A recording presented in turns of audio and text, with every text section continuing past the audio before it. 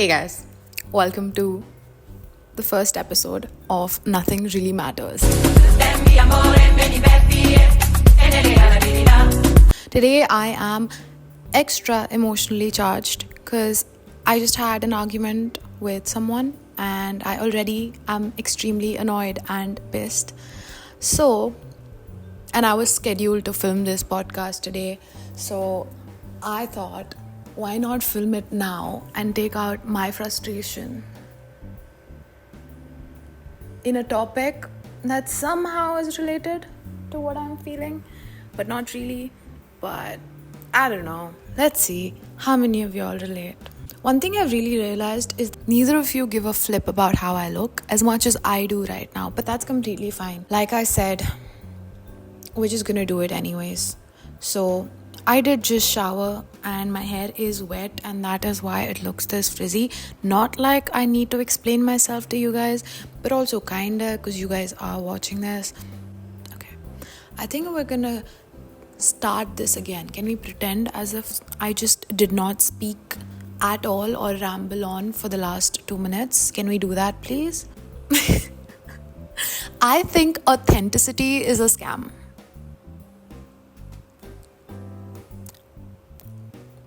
I'm gonna go somewhere with that.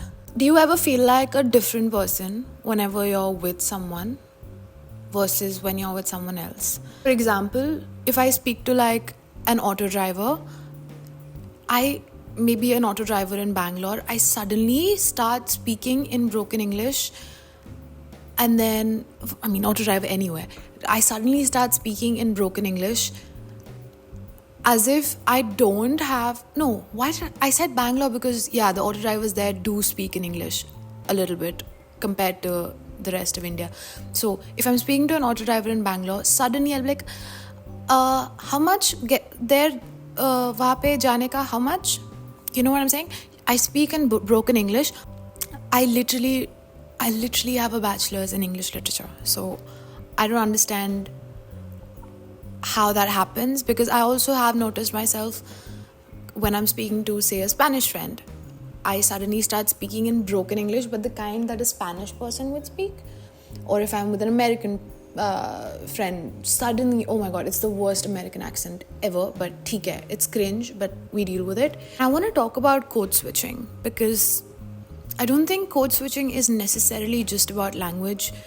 I'm sure I'm not inventing something new. This is probably already understood. I should look up what code switching means before talking about it.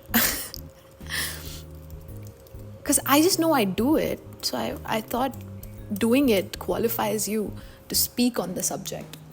The practice of alternating between two or more languages or a variety of languages in conversation. Dialects, okay.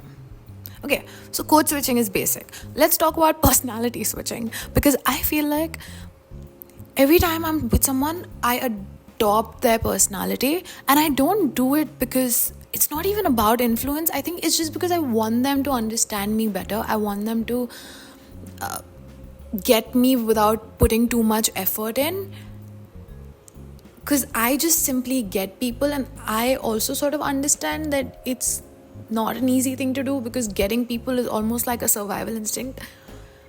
I don't know. So I don't do it because I'm fake. I do it because I want them to be comfortable. This is something that I don't do intentionally. This is something that I've been doing for so many years. And I think last year is when I realized that I do this, and I was like, why am I doing this?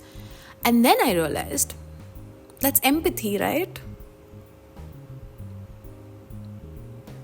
Wanting someone to understand. No. What? But that's empathy, right? I genuinely think that that's my level of people pleasing.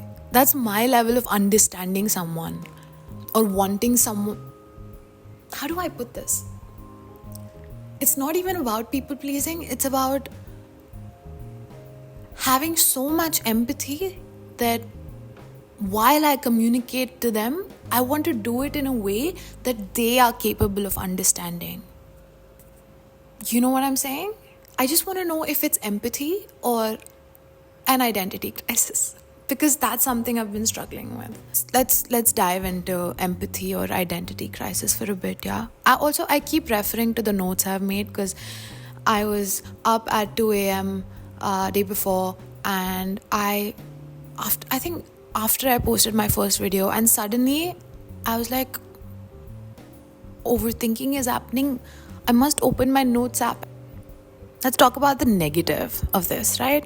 Because I'm 25. So many years, I have moved cities, I have met so many people, and I feel like I'm pretty solid at analyzing people, and I get them. I get why someone does what they do. I get why they say what they say. Even if I've just I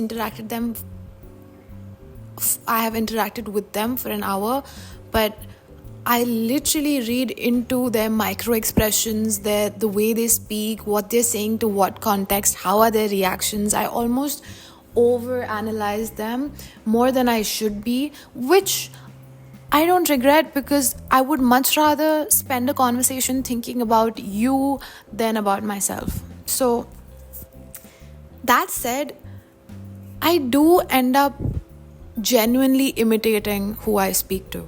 And that, for example, it's been only a year since I moved to my hometown, and it's different. All the cities that I've lived in have been metropolitan cities. Now I'm in a tier 2 city, and in 1 year, my command over English, in 1 year, I have learnt the Hindi dialect to speaking English. The way I'm speaking right now, I do not even think this is what I sounded like a year ago, right? And just so you know, this is not a factor of 1 year. This happened to me within a week of coming here. My question is, people think it's fake. Do I want to speak like this? Do I want to? I had this sort of argument with my best friend, right? And she lived in the UK, and she was talking about how people who've been somewhere just for like a couple of months, they start speaking with them. I get those, because if you come back and if someone, come on, a few months and you don't know how to speak in your own language is a different story. What I'm talking about is developing an accent, putting an accent on. I do not think it's fake. I think it's survival. And I was telling her the same thing, and I explained it to her, and she was like, no, but it's a little fake. And she didn't say it in this way. I love her. She loves me. But she was arguing the fact. And I said, do you really think I want to sound like an auto driver? And no offense to them, love them, hustlers for life, but do I really, with a bachelor's in English, do I want to be speaking in broken English? Get it? Let's switch topics for a second. I feel like we love this idea of being your truest self, but I want to ask what that even means, because hear me out. We always say, but that's not me. My question to you is, what is you? Because, for example, you're around a set of people at 25, right? And say they like a certain taste in music, or they live a certain lifestyle where they party a lot or whatever. And you're like, but that's not me. The question is, what is you? Because I feel like saying something like, when I was 21, what I was doing then was me. And my answer to that is, you can't timestamp authenticity, because you've only been 25 once, you've only been surrounded by these set of people once. So what they bring out in you could obviously not be brought out by others. For example, when you were 21, if you were what you were doing, the kind of people that you were surrounded with made a direct impact on who you were. I don't think I'm explaining it right. Let me do a better job. What do you mean authentic self? Because since I've been born, literally since the day I've been born, two factors psychology teaches, right? One is genetics, one is environment. Let's talk about the environmental factors. My outlook on love has been seeing my parents or the people around me or blah, blah, blah, whatever. Growing up, each and every human interaction that I've had, each and every interaction that I've had with the world around me, inanimate even, everything has shaped each and every belief system that I've had, each and every thought that I've had, the way I express myself, the way I think about things, to the point even the way I perceive things. Perception is what? Perception is something that directly impacts how I see the world, of course, right? If my perception in itself is dependent on external factors since the day I was born, what is authentic? Because the way I see things is not dependent on me. You know? I don't know if I make sense to me entirely. There's a huge ant that flies. Whoa.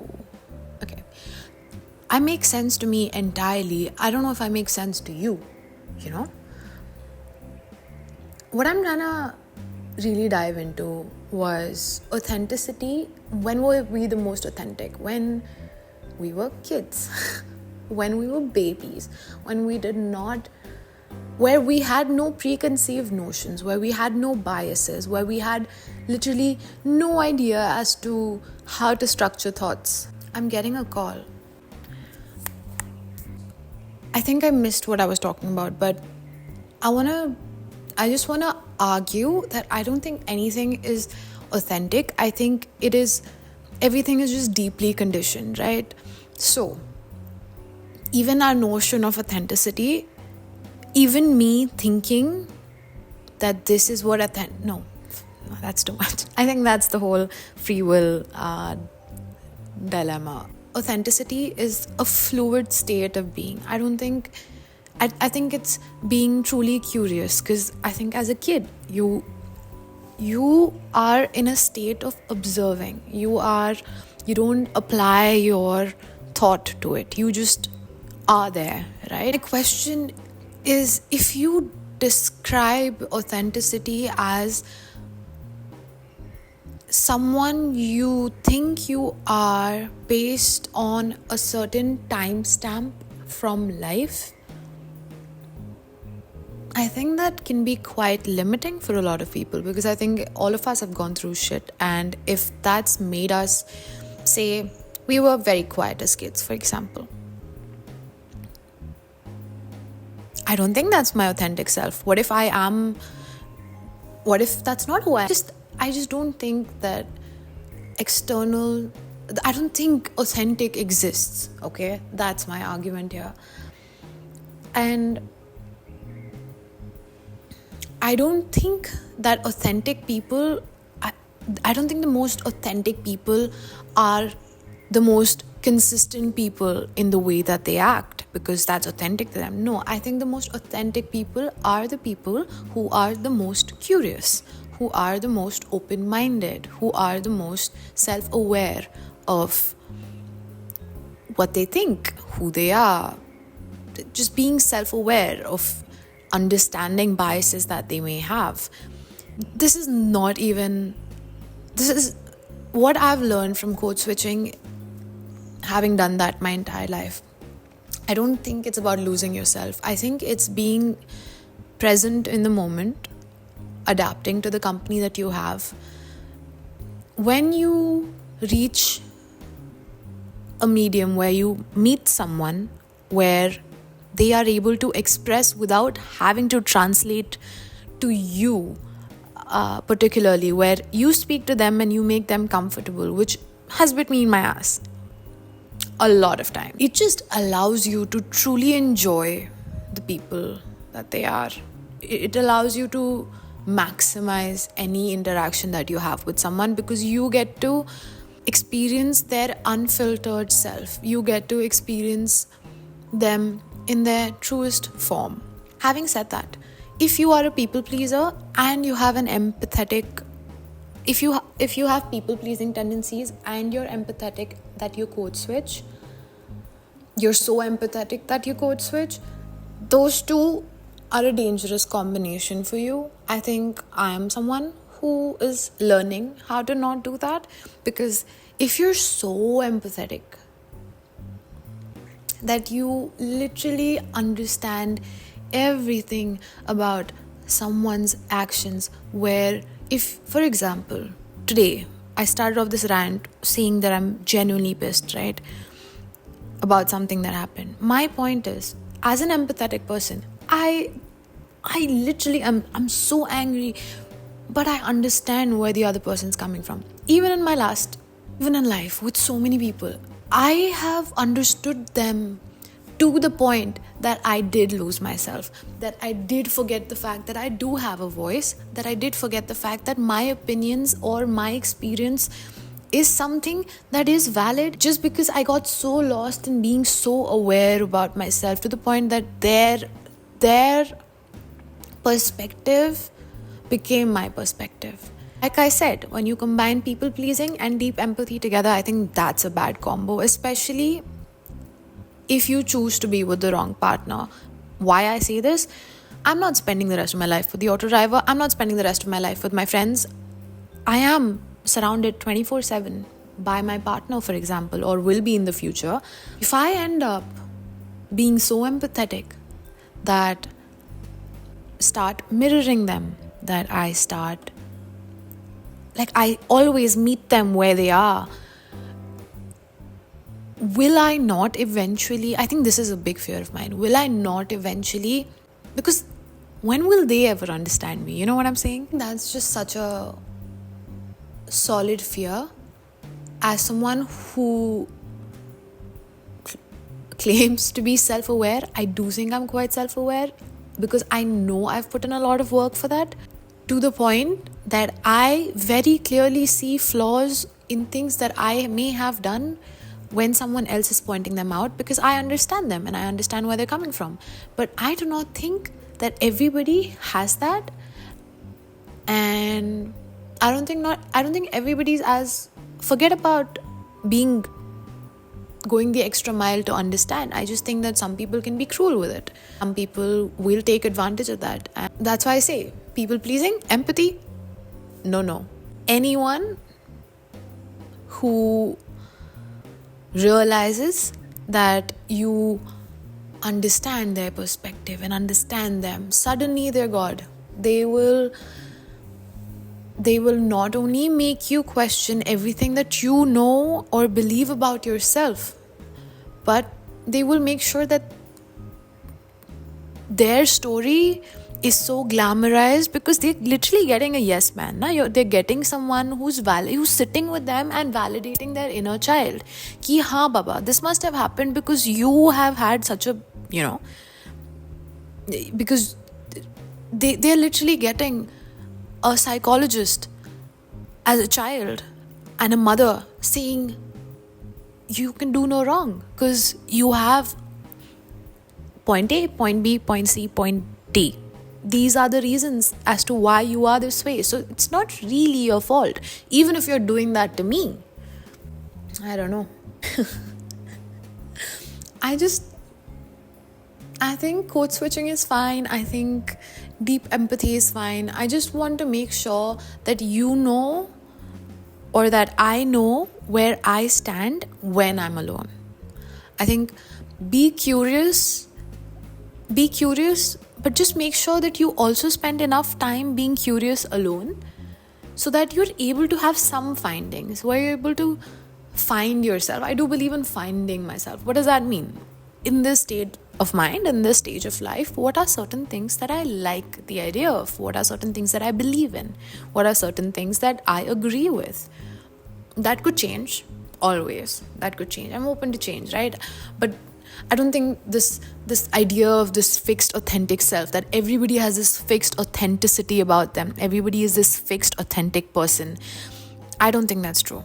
Everyone should just ask themselves who they are, not in a way that the answer already exists, but in a way that right now, what feels honest to me? What feels like me? What is something that I resonate with? Is this something that aligns with me right now? Okay, I think that's all I wanted to say. I literally do not have all the answers, but I love figuring it out. So if you're someone who has 10 different personalities as well and has 50 tabs open in their brain, I see you. We're going to do a virtual handshake. You, yes, now that you have come so close to me as to see all the pimples on my face, I want you to stick around. Want you to stick around. If you please. I don't force. Go for it. If you want to go. If you want to stay, stay. You know, I love you here. And we shall see each other in the next episode where actually I have something lined up for you guys. Something very interesting. So, again, I love you. Still haven't figured out what my outro is. But say it with me. We figure it out as we go. Okay. Oh my god! I think even today what I'm going to do is cut myself off while I'm talking and you guys will not